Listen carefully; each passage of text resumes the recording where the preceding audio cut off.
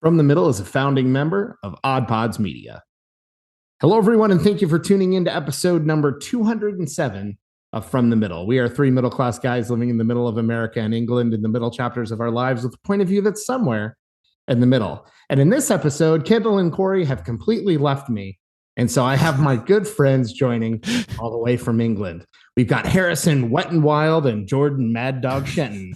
And we have a great time discussing all kinds of stuff. Tune in, you're going to love it. Cue the music. Oh, for the love. Sorry, just clearing my Mountain Dew hole. I got my phone hole cleaned today. That's where you keep it? You're so cerebral and you're so developed and evolved.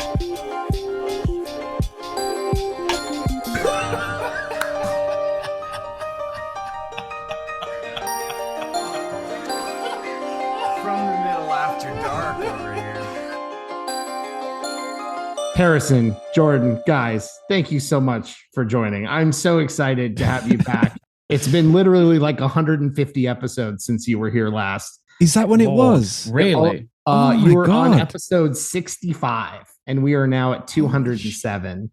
And it has been far too long. Welcome back. Oh, my Lord. It has. And also, the first thing from both of us, congratulations on how many episodes you've done. Because it was congrats. We didn't get to send in the happy anniversary for your big numbers, did we? Sorry about that. Yeah, I saw it for a few days and then was fine after. It was totally fine. Totally. Water off a duck's back. I haven't thought about it every day since. Anyways, thank you for that. No worries. That's wonderful. Kory and Kendall have totally bailed on us. No, seriously. Kory's on a beach. I hope he's having a very nice, relaxing vacation, probably having a drink, listening to a Bobby Lee podcast or something. Kendall's having technical issues, and so it's us. And we're going to have a great time. What the heck's going on with you guys? How you been? What's been going on? Jordan, you want to go first? I just came back from across the Spider-Verse. Not to date the episode or anything. About okay, so can you sum that up for us in a spoiler-free review in 10 words? Yeah.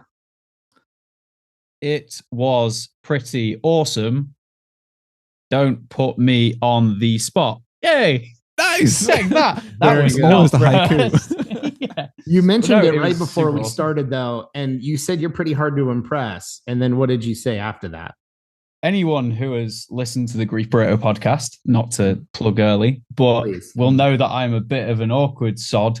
But yeah, I didn't impressed. I didn't mean to nod. Sorry to interrupt when you went, I'm hard to plead. I was like, it was completely involuntary. Just yes-anding that. John, what makes you feel that way?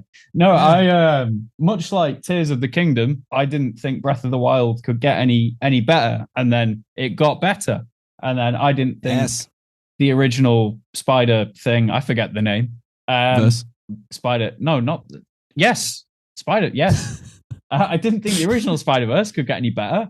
And then they went and broke all of my expectations. I am thoroughly impressed. Wow, that is high praise, Dillon. This man has seen 2 films. I have seen at least both the Spider-Verse films, and that is it. And I can't wait because I'm going to try to go see it this week. And then Kory has to watch it, and I've got to hear from Kory because as an artist too, he'll have a whole different take on I've seen some of the animation stuff and the animation and the characters. Spidey's his favorite superhero. Now, Jordan, I'm sorry. I'm sure that you've discussed this on the podcast. Are you a big Marvel fan? Would you describe yourself that way? Not massively. I'd say I'm not going to say what I was going to say because it'll make people upset. I'm not much of like, I'm more of like a video game nerd or like kind of Warhammer-y adjacent as of recent. Whereas what was the term? The specific term for Warhammer? Warhammer, what? Turbo Virgin, I think. Turbo Virgin. Where we have a group chat called the Warhammer Turbo Virgins. So I'm more of a video game nerd. So when it comes to like Star Wars, Star Trek, Marvel, that kind of stuff, I don't really care. I go into them expecting action movies and that's it. So I enjoy them for that. But I think Spider-Man has definitely become my favorite kind of superhero thing as of recent. I never cared when I was younger too much, but now looks like it is. How about yourself? I can tell you already asked. That's fine. Harrison? Spider-Man was my favorite superhero growing up because I watched the Fox Kids cartoon, and I remember seeing like Venom on that. So when the Spider-Verse came out and like all the extended Spider-Verse films, I was all in completely. In the Marvel Universe stuff, I'm more selective of.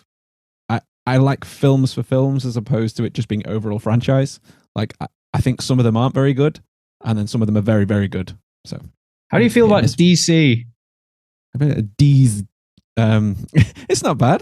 These chuts. I stopped myself. Big chutney fan over here. Chutney boy, they call me. I love a mango. Mango and coriander is my favorite. No, I don't mind DC. I haven't seen the new Flash film yet. I want to see it.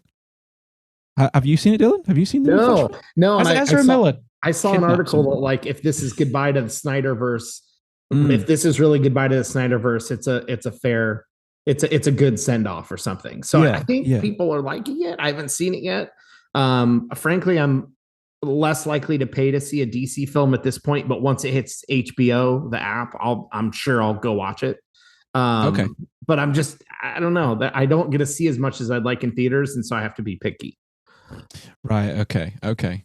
Yeah. I didn't actually even think about the possibility that this leaving the Flash universe could be leaving the Snyderverse. I never even thought about that and changing the characters that way. That's actually very clever of a new way to like blank slate it, to just like push everything off the table and start again, isn't it?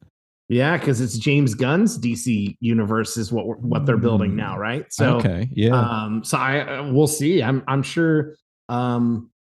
I don't know. It's hard sometimes to separate the actors from what's going on with like Ezra Miller and his kind of crazy personal life. Can you confirm what's happened with that? Because I've heard rumors, but I don't know what's actually. I don't. Or do we stay away from it because it's a bit of a. I honestly, it was such a long laundry list of stuff that he had supposedly done. I don't even want to try to like tackle it because also, Jordan, I like how you just presumed that Kendall knew, like, you were just like, as Ezra Miller's close friend, can you confirm or deny that he's kidnapped some people? Yeah. I won't try to force the rap sheet and go through the whole thing, but oh man, that's funny. So are you gonna see Harrison? Are you gonna go see the second Spider-Verse, whatever it's called? I am. I'm going to see it next week. Okay. Yes, I wanted to see it this week, but I've got a lot of shoots on at the moment, so I can't. I've got no time to see it at all. I'll be up on the 8 a.m. train to London tomorrow morning. Ooh. Unfortunately. God bless you for recording with us. That was very kind of you. I couldn't miss, awesome. And then I'd said yes, and then I realized the shoot was there, and I was like, oh, yeah. Sleep on the train. Yeah, man. That's funny. I wanted to ask too, you guys have such a nice looking background. Have you ever seen, we ordered one of these from the ads, these Roosevelt's t-shirts. They're like button up short sleeve shirts and they look really nice, but they're always like geeky themes. There's like Jurassic Park and Marvel. And yes. I have seen these ads. Yeah. Kory's got to weigh in because I think he got one of the Boba Fett ones or Star Wars ones, but we got one of Parks and Rec and Ron Swanson for our brother-in-law. And I just feel like it's like it would be the perfect shirt for you guys for your backgrounds. You've got these like perfectly awesome little studio like back. I have a plain tan wall. This is very boring. This is very boring tan, of me. Tan can be anything you want it to be. You could be in the movie Dune and no one would know. Job interviews don't really work with this kind of background, I'm afraid. Yeah. So with yours, absolutely fine. Mine, not so much. That's true. Well, it's very cool for our purposes now. I feel like you belong in those kind of Roosevelt's nice shirts. So we're gonna have to send some. I think we should. Yeah. I did actually. I was looking at the Jurassic Park ones, and I've sent them around on Nerdy Friends, and they've all been like, "I think we're gonna have to get these." So we might end up all in Jurassic Park shirts, different kind of dinosaurs for each person. Yeah, that's awesome. You should do that. I think I looked at them long enough to see it was about $80 US, and I went, okay, well, maybe next year, maybe for Christmas or something. Yeah, they're expensive, but that's fine. I just had to compliment your backgrounds. It felt like those shirts would just go perfectly. Thank you. I often wonder what neighbors think. Like, I know you guys obviously discuss like living in the suburbs and like small life and like little communities and stuff. And I always wonder what neighbors think of gamers, because so often my lights go from like purple and then it's red and then it's like, is it a sex thing or like what's going like? Jordan, for anyone who can't see, it is a sex thing. It is. No, So we're not going to bring that up. I think my neighbors, I've just started dabbling in airsoft because I was like, video games, Warhammer, airsoft. I want people to talk to me and hear about my hobbies and make me think I've never felt the touch of a woman before. Yeah. So that's what I'm aiming for. He's fiercely protecting his virginity now. I think the answer is, have they seen you walking in or out first? If they've seen you, they're gonna know the right. They're gonna know the right answer. The pale geeky one. Yeah. Oh, those are. I'm sure. That guy wearing what looks to be combat uniform. Yeah. Yeah. No, I don't know. My neighbors. I try because I live in a small town. I try and keep the mystique because no one knows who I am really. So my neighbors have got a bit of an inkling, but I try and throw them off sometimes. So I'll have other people let themselves into my house and pretend they live there. That's not a joke. I seriously have done that. I got my brother to do it. Yeah. So they know my name now because my neighbors were calling me George for the longest time, and I just went with it. Yeah. Why would you let them do that? They can't. No, because I was like, I don't want these people to know who I am. It's a very small town. There are not many people here. It's more like a village. George, he's a bit weird. Yeah, exactly. Like, so George. Something got delivered, and it said my actual name on it. And I knocked on and asked for it. I said, have I got any posts? And they went, no, we did get something for Jordan Shenton. I was like, yeah, that's me. Yeah. I wanted you to feel so awkward, like that you couldn't let them know, and you're like, they've got my package and I can't tell them that's not my name. It's a brand new iPhone. I can't just let that go. No. They know my name now, but they didn't for the longest time, and I was very proud of that. That's probably one of the worst things I've done to my neighbors. Yeah. That I'll tell you guys. I had an old coworker that he has this very he was originally from New England, East Coast, and he has this sort of, he's a little bit older. He has this sort of mafia kind of look vibe to him a little bit. Gray hair, but keeps it kind of pushed back. And he lives in an area that's not so great, and he lives alone, so it doesn't bother him. But he has really nice Jaguar, right? So he parks his very nice Jag in the garage. I use the English pronunciation just for you. He has a really nice say garage, but okay. Garage. Well, I meant Jaguar. Yeah, I meant Jaguar. We like to say Jaguar here in Jaguar. We do Jaguar. Jaguar here in the US. He has a really nice Jaguar, and he parks it in his garage. And I said, anytime your neighbors see you out, you need to put on a little bit of an Italian accent and pretend like you're in hiding, like you're in, the U.S. government has put you, because he was concerned here and there about maybe neighbors messing with his Jag or breaking it. Somebody might break in. I said, if you do one or two mafia impressions, and just be really kind of twitchy, like you don't want anybody to know much about you. I said, no one will ever mess with you, and I promise, if they think that you're like former mob in hiding, and he said he's done it a few times and it's worked. Really, if they ever ask you about the car, just say forget about it. Never had an issue with his car. Never had a break in. I think it's brilliant. I would do it if I wasn't married and I didn't have a kid. I would totally mess with my neighbors. I don't want anybody to know I'm here. You know what I mean? I just like the quiet guy. Quiet living, then pulls out a cigar. Yeah, a little stogie. It's already burned up and pulls it out. Just kind of disappears off into the house somewhere. So good. Have you not done anything to mess with your neighbors at all, Dillon? Is there nothing that you've done? Just a little. Not yet. I don't. So the best thing about moving in here so far was we found out our house was the problem house in our neighborhood. Oh, so you're the new nice neighbors. So it could only go up. Oh, their bar is so low. Their bar is so low. You could get away with so much stuff. I know.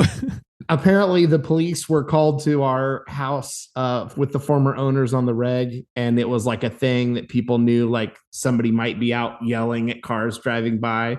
And so the great thing is, it wasn't like, oh, after you moved in, the best neighbors in the neighborhood left who used to, throw huge Christmas parties or throw huge 4th of July party. So we were ecstatic that like everyone's going to love us because we replaced the worst neighbors in the whole neighborhood. But I don't want to wreck that now. I don't want to like go mess with anybody. Maybe I'll go mess with Kory's neighbors. Like, we can help him mess with his neighbors will be much more fun. I don't want to ruin our reputation now. Like really play up on it. Like really play up that you're the weird brother. Yeah. So like when you're really like, just like, no, play with you're the weird brother and then say he's the weird brother. Like, and just wait till Kory walks away and say, sorry, he's kind of the black sheep of the family after I've been like twitching and yelling at myself for an hour or something. Absolutely. Please. Sorry, when you said people shouting at cars. Yeah, can we reel back to that? Sorry, can we loop back? I don't know what was. I don't know exactly what the issue with. I can guess maybe there was a chemical imbalance. Maybe there was a drug or alcohol problem. I wasn't told anything specific, but I was told that sometimes way of saying it. That was sometimes they would stand in the front yard and yell at cars as they drove by, is what I was told. But not like, you're doing such a good job. And then you're great. Not supportive messages of hope and love. Which would be more concerning to you personally? If you had a guy who was either shouting at cars like, screw you, fella, or you are doing such a good job driving to every car. I can't believe you're doing this. Yeah.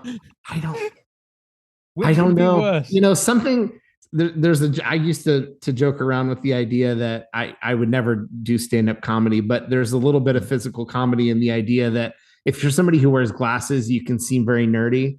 And all it takes is moving the glasses 1 inch, and very quickly it's you're not nerdy anymore. You're unhinged. You're a little. So I think a lot of it depends on physically what that person looks like.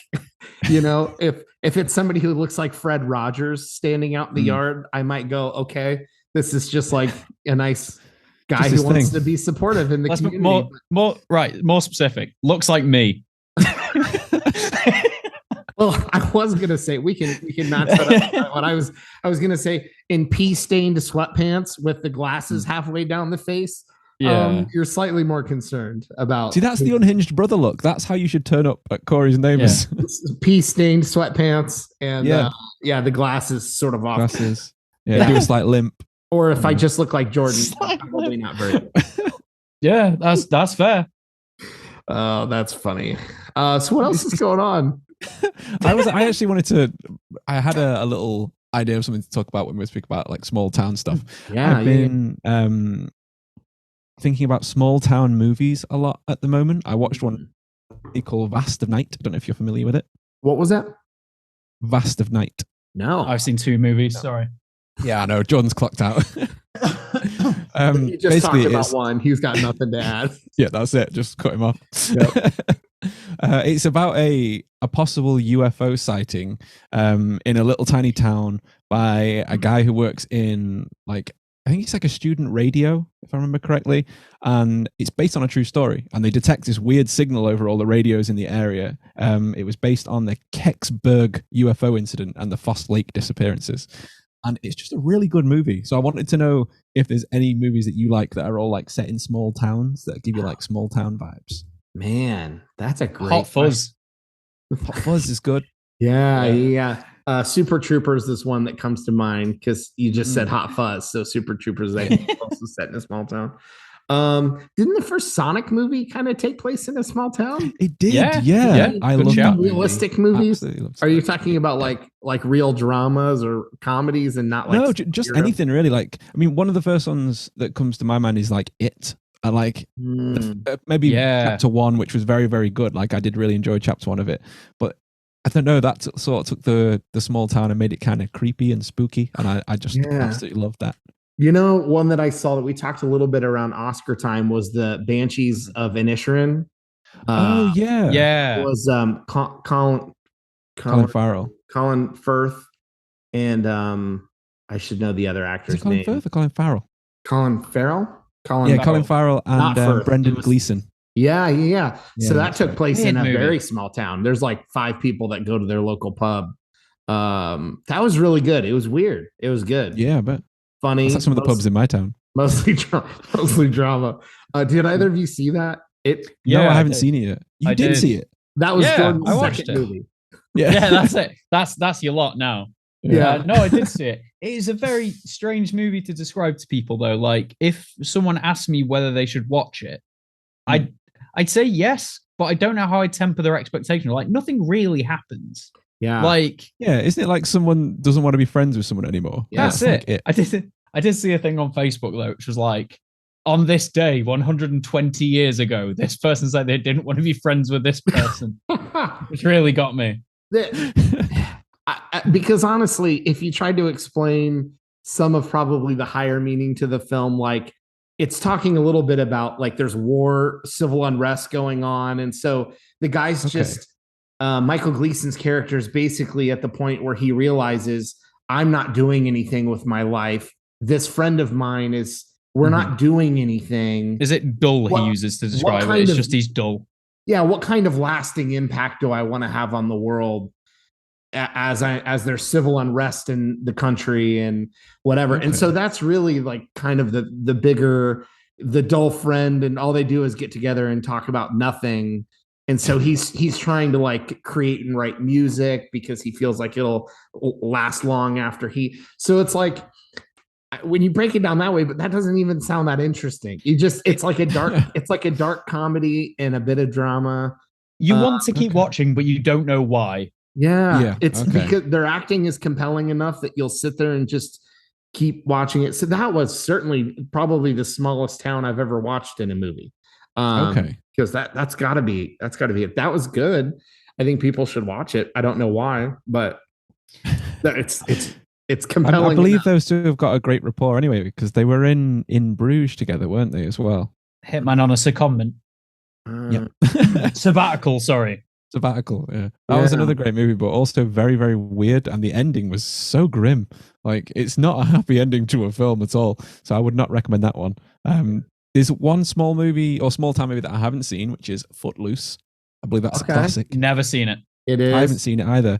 I don't know if it's about legs falling off or remaking a new foot from bacon. I know Kevin Bacon's in it. Yeah, that's all I'm aware of Footloose. It's about that's actually all of the plot. The movie would be so much better if the guy's foot did fall off and he was like, sorry, foot's a bit loose. And then that's it.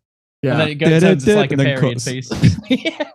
I feel like people are screaming of like super hyper popular, like classic films that we're not thinking of. Yeah. Ghostbusters Afterlife.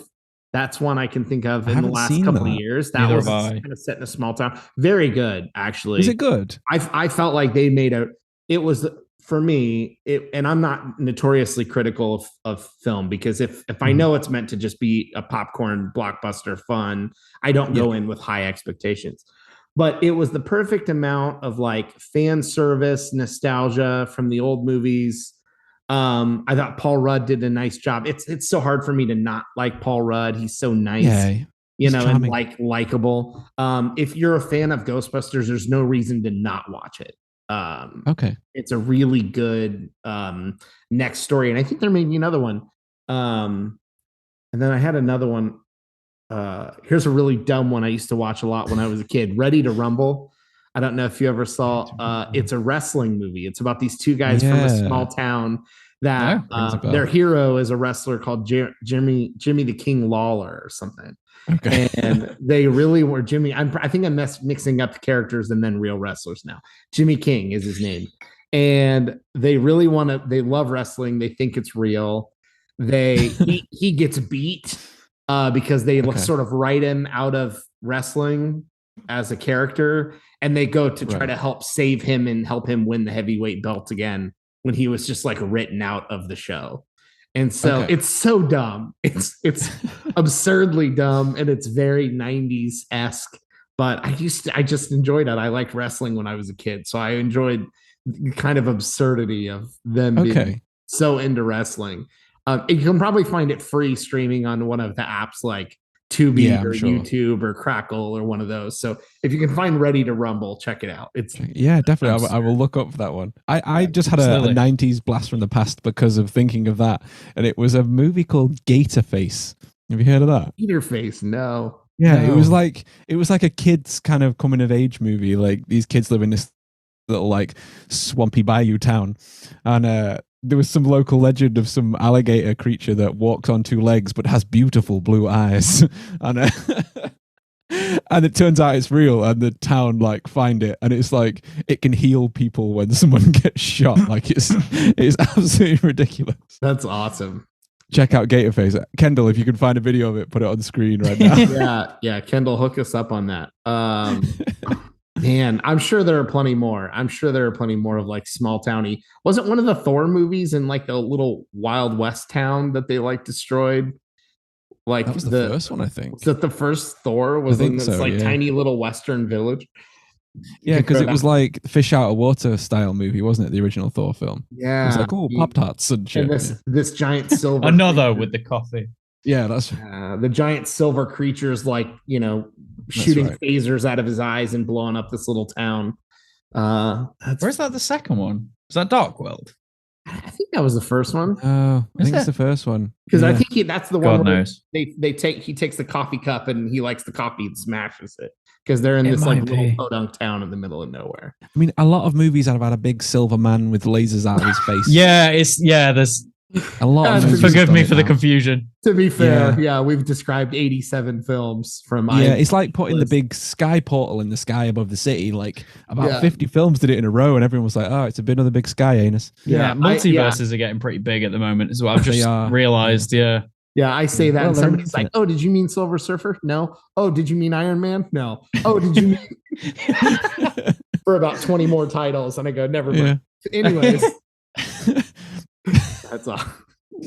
That's awesome. That's a great question though, and I'm sure there are lots of movies that would come to mind if I just sat here thinking about a small town. There's lots of horror movies, right? I feel like horror movies never take place in a metropolis. It's never New York. It's never New York City. Does Texas Chainsaw Massacre count, or is that just like it's not really a town? It's just like a house. Sure.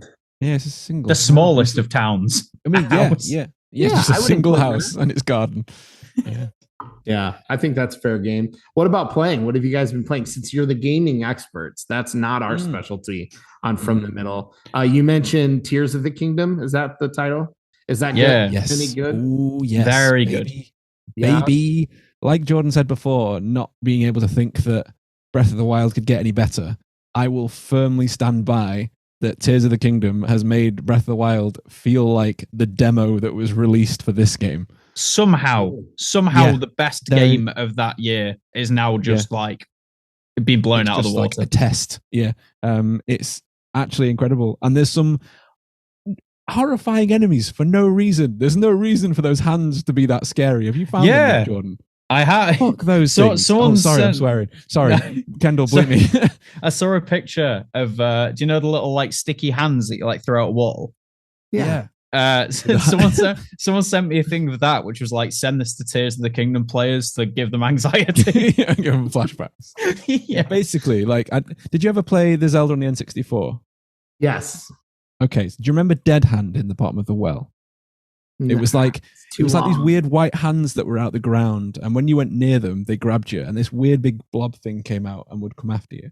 So these new things that are in this game are all these red glowing hands come out the ground and pull themselves out, and then they come after you, grabbing you way faster. You can't outrun them than they should. No, they grab hold of you and they permanently reduce your health by half. And if I just climbed a tree. I just climb a tree and just hang there and wait for it to go. Just please leave. Yeah, and they've got like glowing yellow eyes in their hands that like look at you. They like scream and stuff.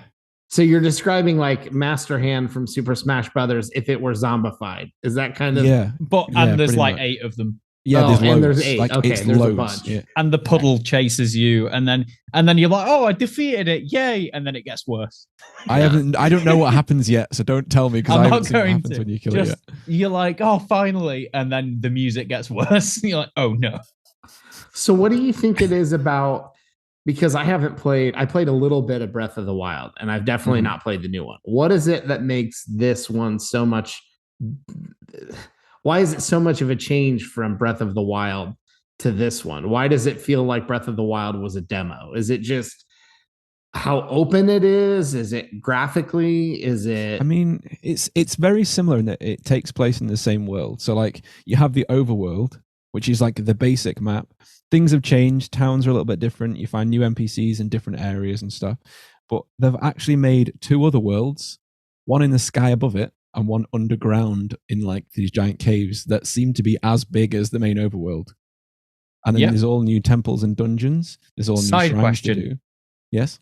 Would Tears of the Kingdom be as good if you hadn't played Breath of the Wild first? Ooh, I don't know. I think the first one needs to be there to elevate it. I think it does. Because especially on the same console, right? Because you want to kind of be able to compare the experiences side by side.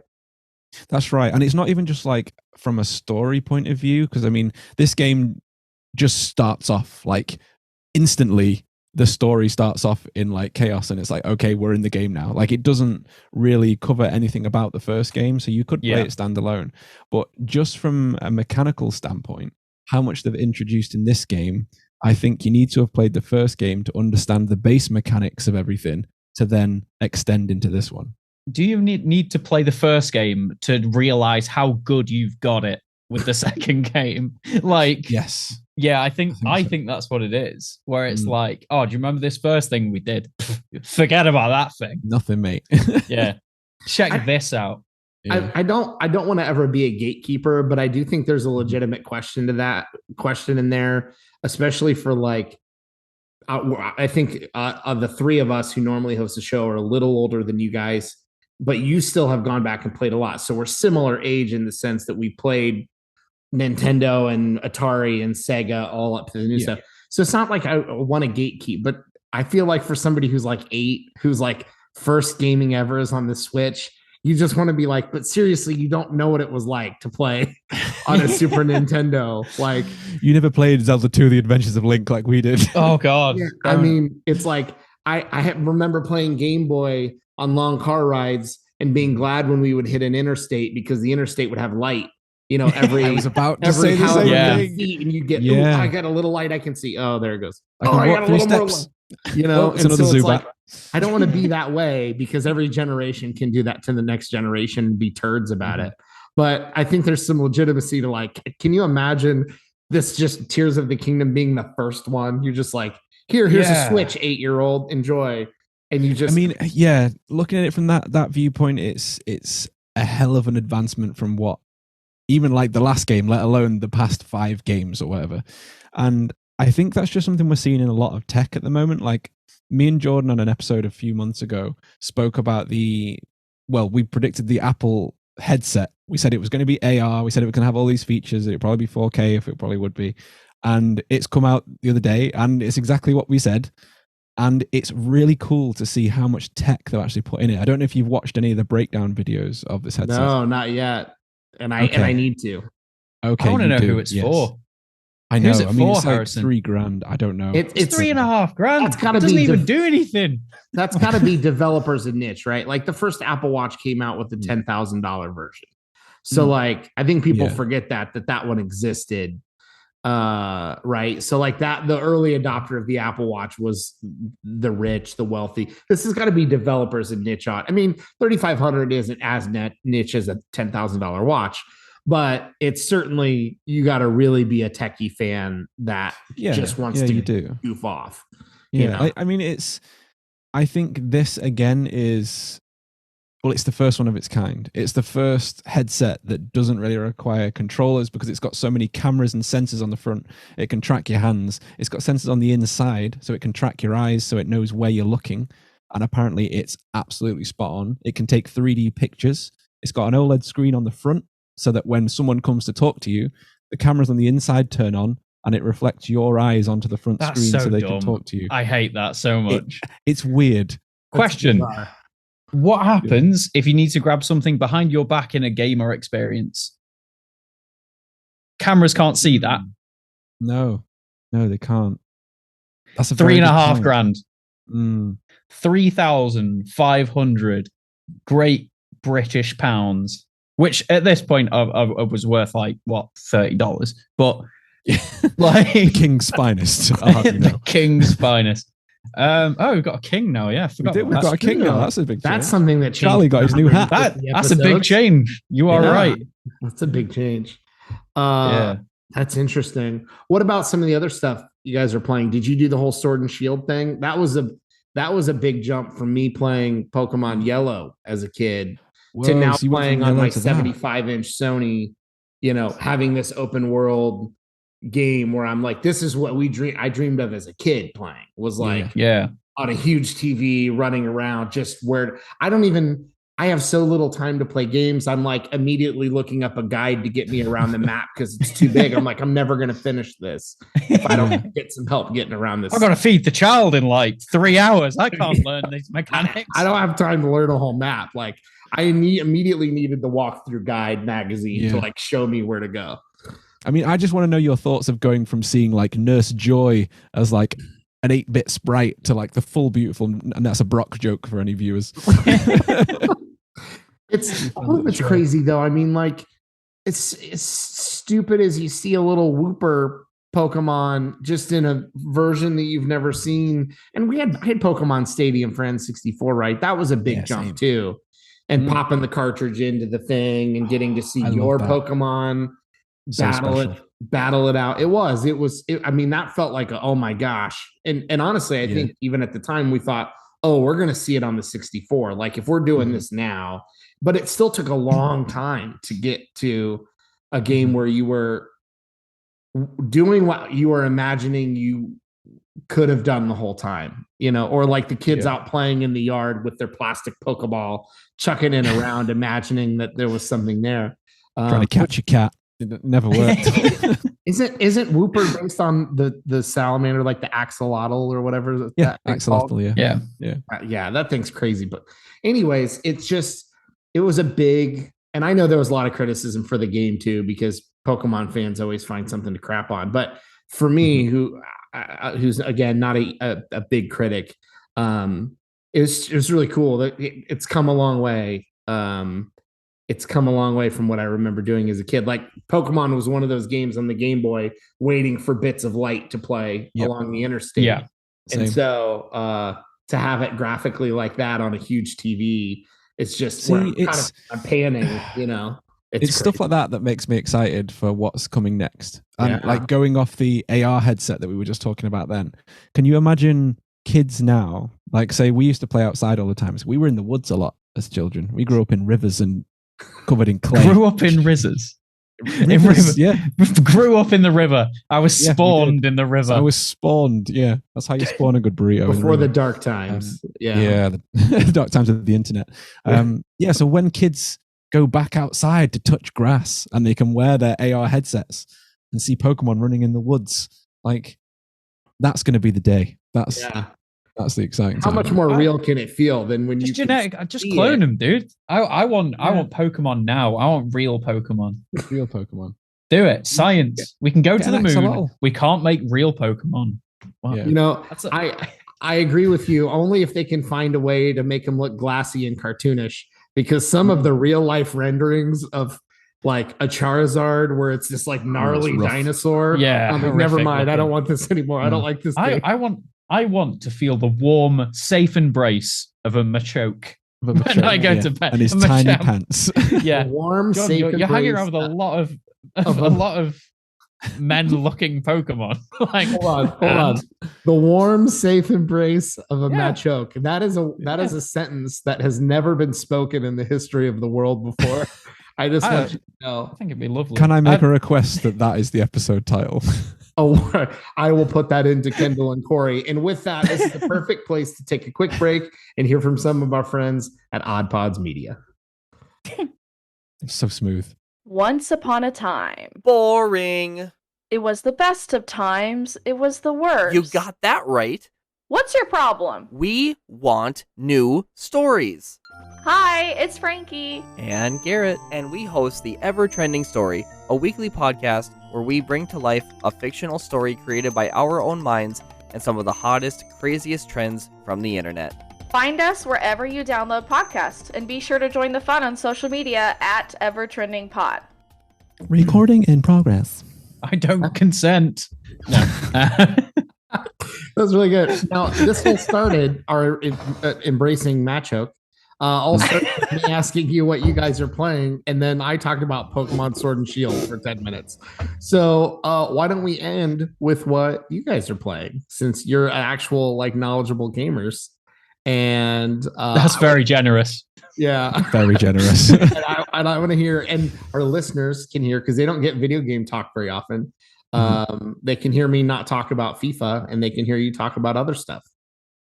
Well, I'm still firmly in the embrace of playing Warzone 2, actually. And I sometimes see Kory online, but we've played together once. And I think we got a bit too intense. He likes a solo chill play, and we're a bit chatty. We had to get a bit sweaty in our group. So, yeah, I still quite enjoy playing that. A bit of DMZ. We played recently, didn't we? I can't remember if it was with you or someone else where the thing for like just running in, like when we need motivation, is shouting "Show me where you piss from," and then going.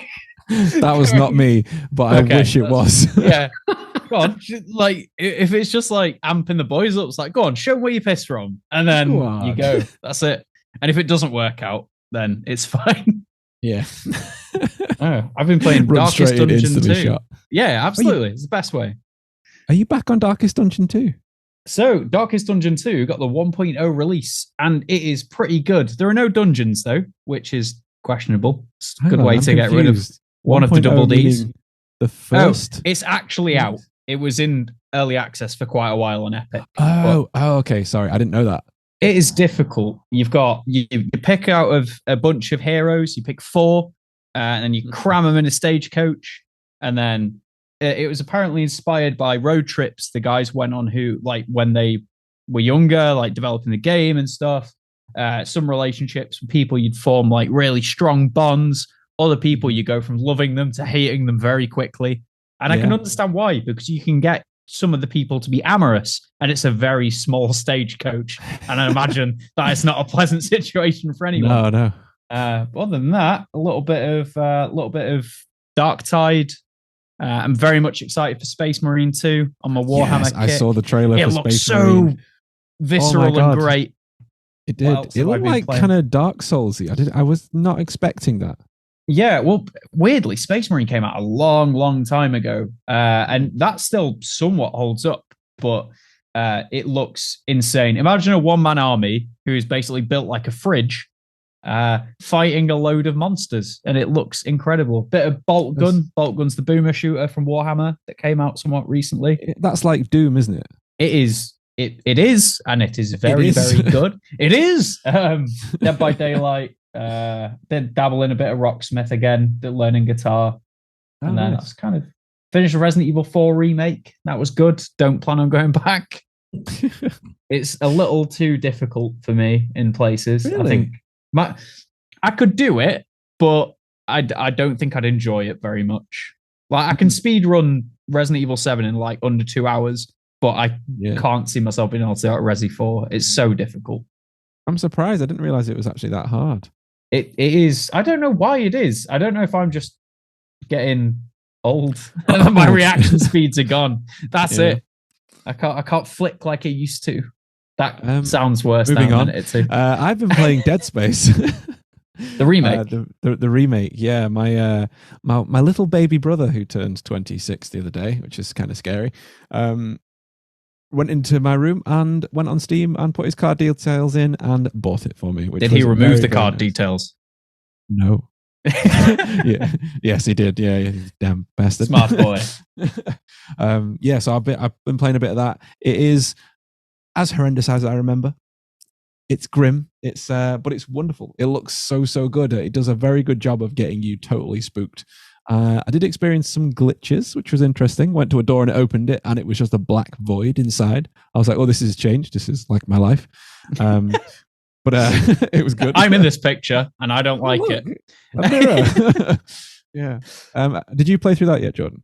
I've played bits of it. It is the best the best example of something looking how I remember it. Is the way I'll put it. Yes, and it's as good as your memory remembers the original game. That's right, yeah. The only one that's that for me is actually the Wind Waker remaster on the Wii U. Yeah. Oh God, we owned Wii U's, didn't we? Yeah. Ooh, Right, Dylan? You know that what we're talking time. about. It was I thought it was a very enjoyable console. I had a lot of fun. The fact that I could, be playing on my couch and then move to a different place where I needed to sit and then move back, all in a few swift moves was very nice. I didn't know you had one, and I expected you to just be like, yeah.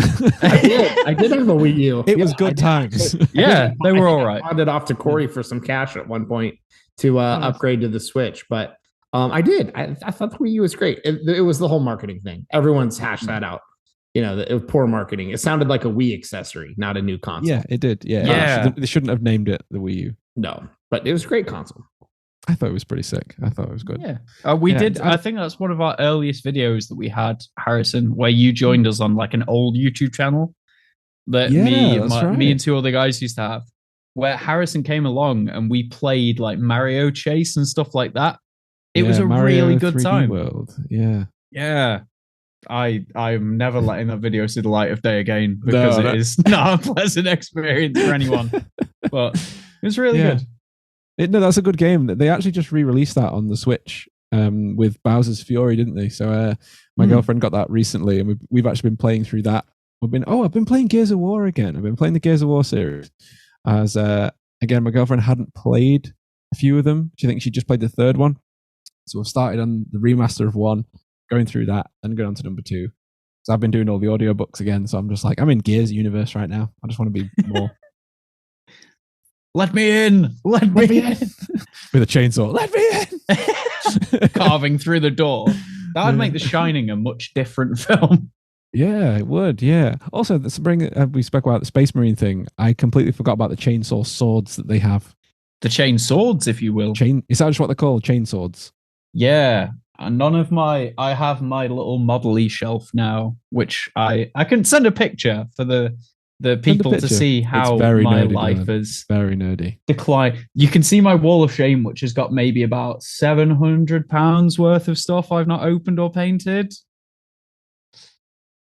The thing people don't tell you, listeners, Dillon's shock face was great. Right. So anyone who is watching this, who is maybe like, I don't know, under the age of 25, yeah. Mm-hmm. As soon as you get to the point of like, I'm earning money, this is great. You do not have time to do the things you wish you could. So I had every intention of painting up every single one of these things I bought. I don't see that happening until I'm about 65? 65. Yeah. Easy. Let's go for that. What you've described, my American equivalent is my basement shelves full of unopened Lego boxes. Box after box of Marvel and Star Wars, and it's there someday. I'll build. I've got that one up there. This one's still not finished up there. That's the Sonic Green Hill Zone. Yeah, I could tell. Yeah, very cool. We had a comedian on.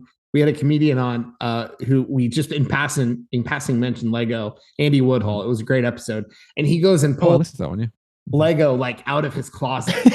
Like, are you guys seriously into Lego? And it was great. We sat and talked to a comedian about Lego for like 20 minutes. It's not so expecting strange, isn't it? Not expecting that at all. It was awesome. I was walking through Manchester the other day, not to dox myself at all, and where I work. That city of like 100,000 people, that's fine. Well, there's like a main shopping street that I'm usually on. You'll probably see me walking around, and there's so many people with Lego bags. Because there's a Lego store. We actually took Kory to the Lego store there when he was over. And yet the amount of people I've seen over the past few weeks just walking around with these giant Lego bags. And they're all people 30 plus. And I know for a fact they're not buying it for their kids. They can say that they are, but they aren't. They're just big fans of Harry Potter. A Lego shop, a gay bar. Yeah. And not even a joke though. We did take Kory to a gay bar. If you've not looked at Lego's website anytime recently, they've really leaned into the like adults welcome sets for adults, much more expensive, much more intricate. Like they're literally releasing this year a Star Wars Clone Wars, the animated series. So we're not talking about major stuff from the franchise films that billions of people have seen on theaters. A $650 Venerator class, like the Clone War, like the pre-Empire, like clone army ship in a $650 set with like Captain Rex, and it's crazy. That's really They're cool. like That's they're really building cool. some, and it's so I'm a sucker for like the minifigs and the Star Wars stuff and all of it. Yeah. I get it. I'm sorry. Something else I can waste tons of money on. Yeah, Carry on. Yeah, exactly. That's exactly right. That's awesome. Bro. You run out of shelf space though. That's the thing. I've got to put more shelves up. Buy a bigger house. IKEA I Billy need shelves. that too. Yeah, IKEA Billy shelves are about $89 US. You can get a 7-foot tall shelf with like 6-7 shelves. Has, if you want one, that's empty behind me. You can take that. Looks like a gun locker. No, it's not. That's awesome. Any other games you're playing or anything you want to shout? Did you guys watch Ted Lasso? Football's a big deal there. No, soccer. I haven't watched any of it. I've been told that even if you're not a football fan, it's worth watching, but I haven't even given it a chance yet. I've had no time to watch 100%. I know neither of you are like huge soccer fans, but I was in that camp pre Ted Lasso as well. For sure, it's worth like do a trial of Apple TV Plus or pay for 1 month and binge it. It's for sure worth watching. Okay, all right. It's making me more of a soccer/football fan. Jordan has his hand up. Yeah. What We Do in the Shadows, amazing TV series. And also I've been watching more Anti-Donna. I'm going to see them in September as well.